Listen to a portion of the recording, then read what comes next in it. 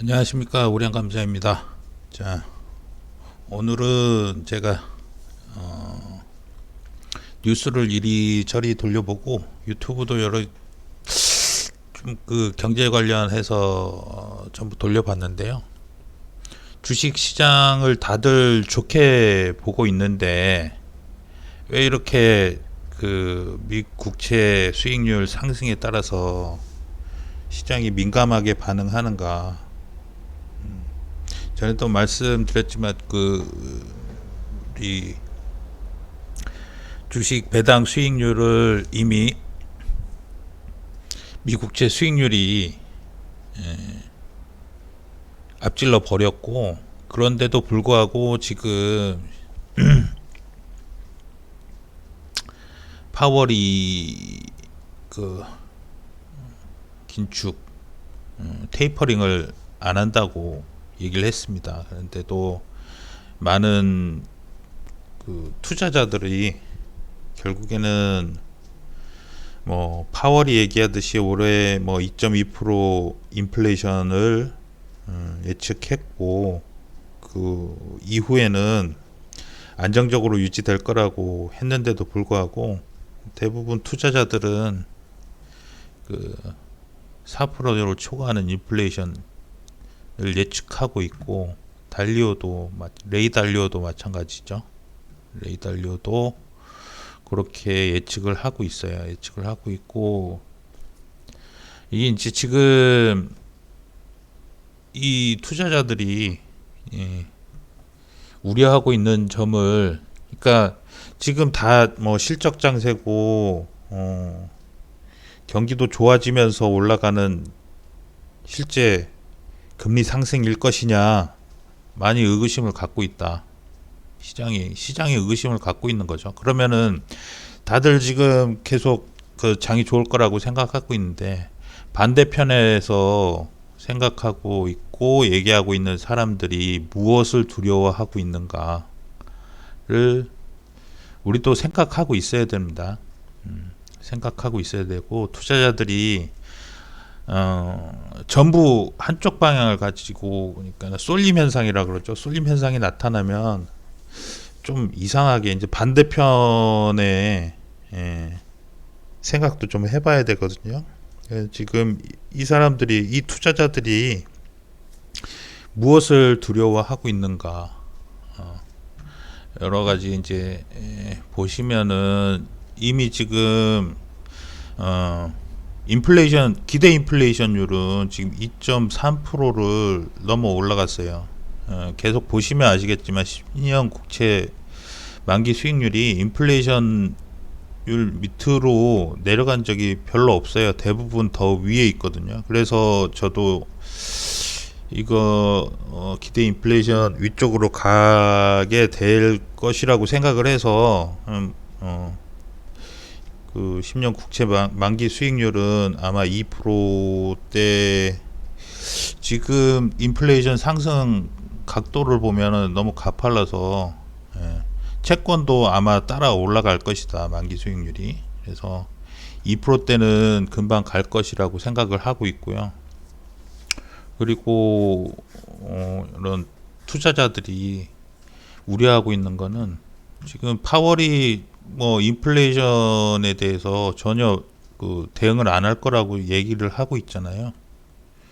돈은 계속 찍어 나오고 있고, 미국 통화량 보실까요? 지금 2020년 그 코로나 사태 이후로 아주 급속하게 통화량이 증가되고 있습니다. 그러면 물가는 통화량이 증가되면은 올라가게 돼 있는 것이고, 그다음에 돈의 가치는 떨어지게 돼 있는 것이다. 이거는 절대 불변의 법칙입니다. 그러면 이게 지금 이렇게 돈을 풀어서 경기가 회복되면은 다행인데, 회복이 안 될 경우에 어떻게 되는가? 지금 부동산도 올랐죠, 주가도 올랐죠, 금값도 올라 있는 상태고, 이것이 스태그플레이션으로 가는 것이 아니냐. 그러니까 물가는 확장 정책으로 물가가 상승을 하는데, 실물 경기는 살아나지 않는 상태를 말하거든요. 그러면 이 스태그플레이션은 어떨 때 생기느냐?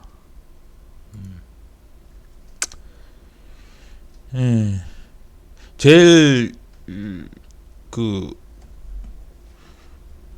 70년대 석유 파동, 그러니까 유가가 상승하면서, 요새 유가도 많이 상승을 했죠. 또 유가가 상승하면서 물가 상승이 이루어지는데 수요는 못 따라가는 거죠. 경기가 회복이 안 돼요. 그게 제일 큰 원인이고, 대부분 보면 이런 실업수당, 그다음에 소비적인 재정 지출 지금 하고 있죠. 막 그리고 노동조합 압력으로 명목임금이 급상승했을 경우, 또 기업 관리비가 상승했는데 임금 상승이 그 관리비도 상승하고 임금 상승도 일어나서 가격에 전가시키는 거죠. 상품의 가격에 전가시켰는데 기업들은 그 결국에는 관리비랑 이런 임금 상승이 계속 되니까는 어떻게 되겠습니까? 일자리를, 그러니까 사람을 고용을 안 하는 거죠. 그리고 물건에다가 그냥 가격을 붙여버리는 그런 상황이 발생하게 되면 대책이 별로 없어요. 대책이 지금 위기가 그 2020년 그 코로나 위기 때문에 위기가 발생했음에도 불구하고 별로 그 정부에서 경기 부양책을 막 쓰고 그래서 어떤 기업들이 구조조정도 안 돼 있고 좀비 기업들이 많이 생겨 있는 상태다. 실제로는 파산해야 될 기업들도 파산하지는 않고 좀비 기업처럼 계속 살아 있다. 이게 문제죠. 사실은 이게 문제라서 지금 봐서는 미국의 경기 선행 지수도 그렇게 뭐 올라가지를 않죠. 계속 뭐 지지부진하고. 그런데 경기가 실제로 살아나고 있는 것이냐? 미국에선 파월도 지금 뭐 경제 성장률 6%로 올리고 그랬는데, 아니 저 6% 8% 생각하는데 과연 인플레이션이 2%밖에 안 될 것인가? 그것도 사실 좀 의문이긴 하죠. 그 뭐 뉴노멀 시대다 뭐 하면서 지금 뭐 계속 돈은 찍어내고 있고, 돈을 찍어내면은 경기가 살아날 거라고 생각하고 있는데, 이런 투자자들은 그거를 지금 의심의 눈초리로 보고 있다라는 거 여러분들 알고 계셔야 되고요. 그렇다 그래서 위기가 지금 오고 있다라는 거를 판단하기는 좀 힘들거든요. 그러니까 그거는 이제 채권 가격을 보시면 될 것 같고요. 그래서 위기 때마다 나타나는 이 하이힐드 스프레드의 증가가 어떻게 해서 나타나는 것이냐. 그러니까 하이힐드 본드라는 거는 그러니까 고수익 채권을 말하는 거거든요. 고수익 채권이라는 얘기는 정크 본드, 그러니까 BB 등급 이하의 채권을 말하는 건데, 그것과 그 국채, 미국 국채와의 차이를 말합니다. 스프레드, 그 차이를 말하는데, 그 차이가 어떻게 해서 벌어지냐. 이렇게 위기 전마다 항상 올라오죠. 이렇게 위기 때마다 이렇게 튀거든요. 근데 지금 현재는 굉장히 양호하게 유지되고 있습니다. 그러면 그런 지금 그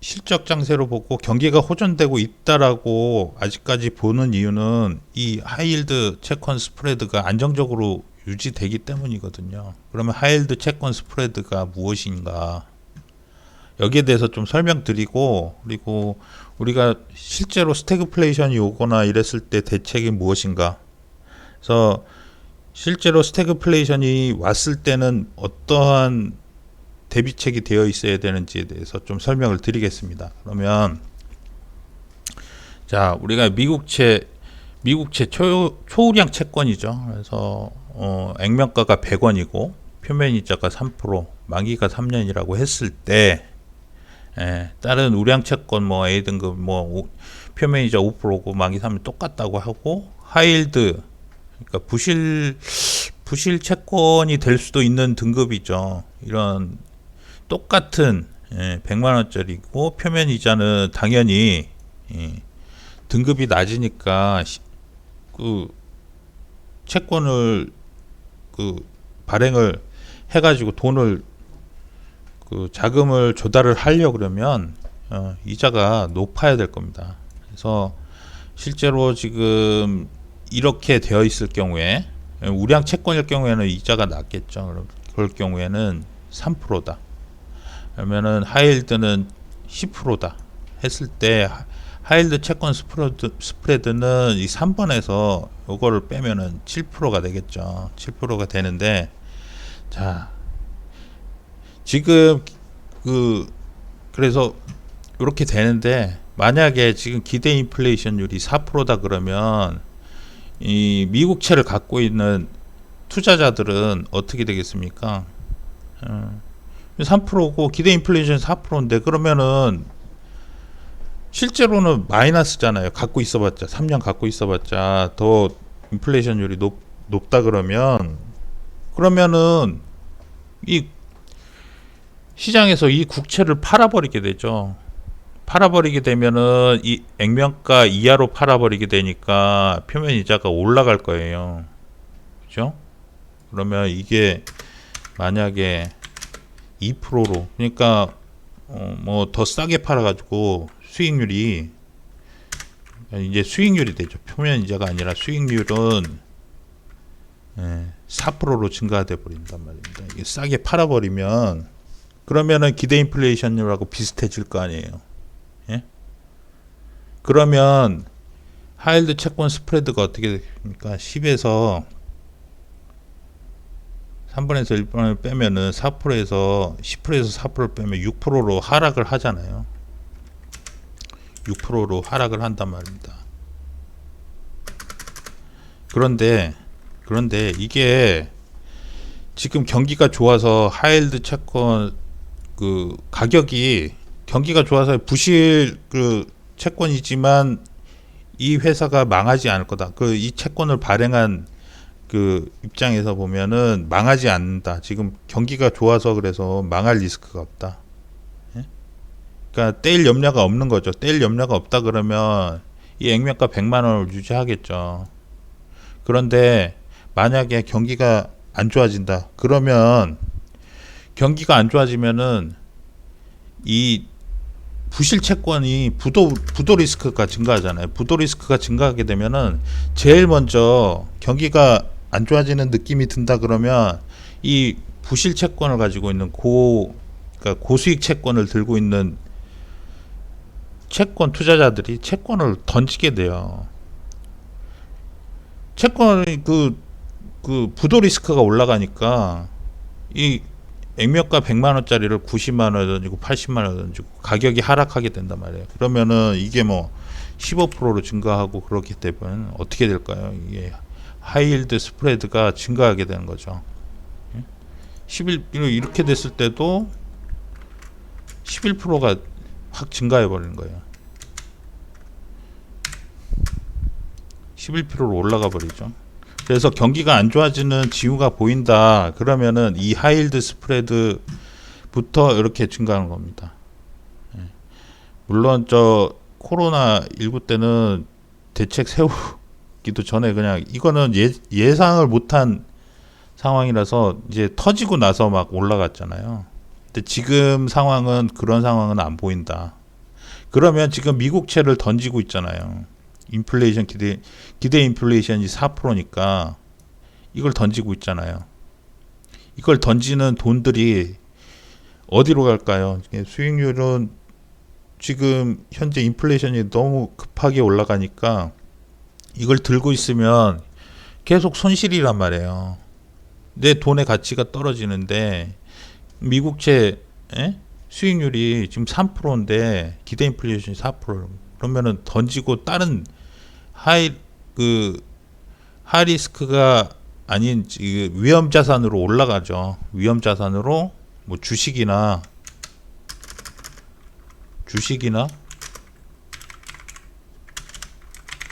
다른 우량 자산으로 뭐 부동산이나 이런 데로 갈 겁니다.